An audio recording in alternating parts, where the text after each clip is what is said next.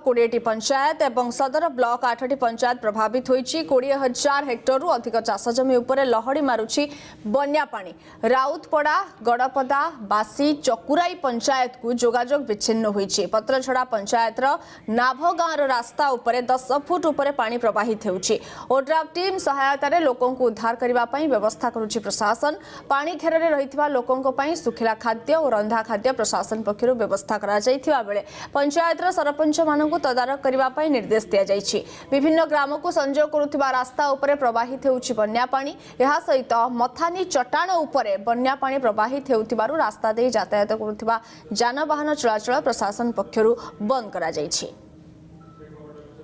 जलका नदी रे बड़ बन्या आपण माने प्रथमे चित्र देखंतु ए किभଳି जो जलका नदी रो जो बन्या किभଳି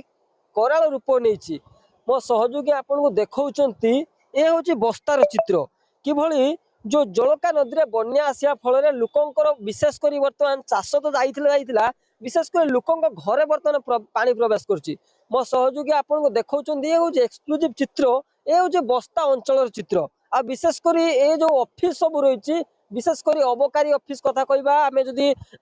चित्र पूर्वरु आमे कथा कहिछु बालिया सॉरी बस्ता रो जो थाना रहिछि बस्तार एसडीपी ऑफिस रहिछि ए सब संपूर्ण बुडी जाइछि। ए होछि बस्ता अंचल दृश्य आपण देखुतबे जोटे आपण चाहिबे ए संपूर्ण जलमय हो जाइछि। आउ ए गां सब रहिछि सब जल घेरो भितर रहिछि स्कूल हो ए होछि अबकारी ऑफिस कथा कहबा ए सब बुडी जाइछि। भाई आपण घर कोडी ये आम घर एटा चंदनसिया ये सब बुड़ीला केतले पानी आसला हठात हठात तो काली दिन 2टा टाइम रे पूरा पानी हठात आसला परे स्कूल देखंतु पाचेरी पूरा भांगी जाइछि। आम गाँव रे पूरा पानी पसिकी लोक बाग सब आसी स्कूल रे रहिजंदी आउ साहाଯ୍य किछि हमकु तो नाही। चाषबास सब उजुड़ी जाइछि हमर बुझले बहुत समस्या रे अछंती लोक माने। आ निश्चित भाव आपण ए चित्र देखंतु ए होछि जो गाँ रे रहिछि ए गाँ रो जो स्कूल रहिछि ए मुसीदा गाँ रहिछि मुसीदा गाँ रे जो स्कूल देखुचंती ए स्कूल घरे लोके आश्रय निचंती। आउ ए जो पानी रो सु आपण माने देखुचंती किभଳି लोके खिया पिया कोन करूथिबे सेमानक पाखरे आमे पूर्वरु गतकाली एतले बस्तार ब्लॉक वीडियो किबा तहसीलदार सहित आमे आलोचना करथिलु सेमानक पाखरे रंधा खाद्य किबा सुखिला खाद्य सेमानक पई होतो व्यवस्था कर जाइछि। मौसा आपण घर कोडी एई गान मौसा पानी केते बेला आसिला दिन का गुटा बेले दिन गुटे बेला आसिला ए सब बुडी गलानी हां सब बुडी गला हां ए पिला छुआ केमते रहउजंती स्कूल घरे केते लोक अछंती केते जाई पार ना जाई पार जे माने अछंती सेठी अछंती आपण जाई पार ना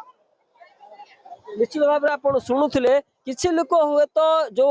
जो एडवोकेट करे जाइछि सेमान को स्कूल घरे हो किंबा जो बहुमुखी बात्या स्थल रही हुए तो एटके स्थानांतरित करे जाइछि किंबा वर्तमान सुधा भी किछि लोक घरे अछंती आउ किछि लोक को ऊपर आड़ी को निया जाय नै। जे मो सहयोगी आपन को जो चित्र देखौतले जो पछपटर स्कूल कथा कहबा किंबा जो अबकारी ऑफिस ए सब रही गाँ सब ए गाँ संपूर्ण जलमय जाइछि लोकंकर दुर्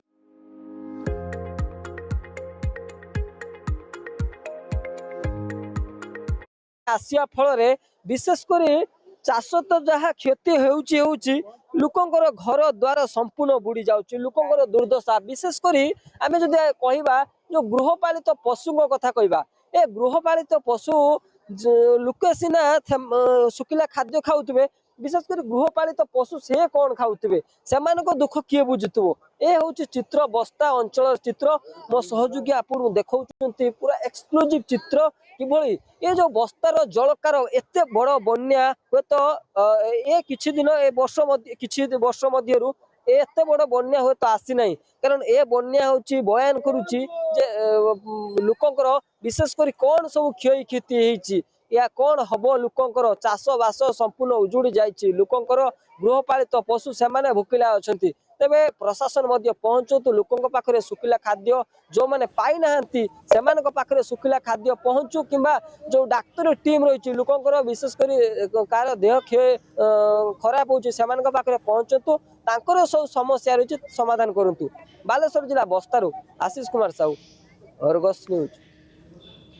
खबर जारी रहिबो समय